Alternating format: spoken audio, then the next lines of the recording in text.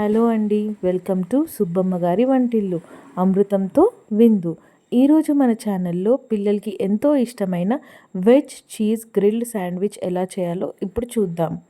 ముందుగా కొత్తిమీర, పుదీనా, పచ్చిమిర్చి, కొద్దిగా నిమ్మరసం వేసి పేస్ట్ చేసుకొని అందులో కొద్దిగా సాల్ట్ వేసి ఇలా కలుపుకోవాలి. ముందుగా ఒక గిన్నెలో సన్నగా తరిగిన ఆనియన్, క్యాప్సికమ్ అండ్ ఒక టమాటో వేసుకోవాలి. ఇప్పుడు అందులో కొద్దిగా చాట్ మసాలా, ఆమ్చూర్ పౌడర్, జీలకర్ర పౌడర్, ధనియాల పౌడర్, కొద్దిగా మయోనీస్, టేస్ట్కి సరిపడా సాల్ట్ వేసుకోవాలి.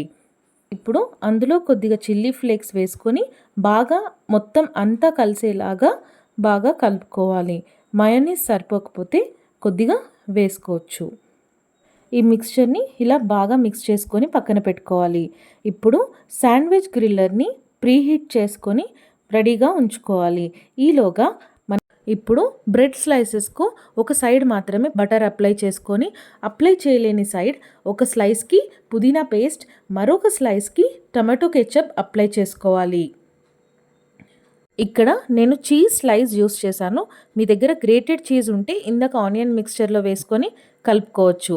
ఇలా చీజ్ స్లైస్ ప్లేస్ చేసి దానిపైన ముందుగా మనం కలిపి పెట్టుకున్న ఆనియన్ మిక్స్చర్ని నీట్గా స్ప్రెడ్ చేసుకొని ఇంకొక పీస్ని దానిపైన పెట్టి మనం ముందుగా ప్రీహీట్ చేసుకున్న శాండ్విచ్ గ్రిల్లర్లో మనం ఇప్పుడు స్టఫ్ చేసుకున్న శాండ్విచ్ని జాగ్రత్తగా ప్లేస్ చేసుకొని మనం ఆ గ్రిల్లర్ని క్లోజ్ చేసి మనకి గ్రీన్ లైట్ ఆన్ అయ్యేంత వరకు రోస్ట్ చేసుకోవాలి.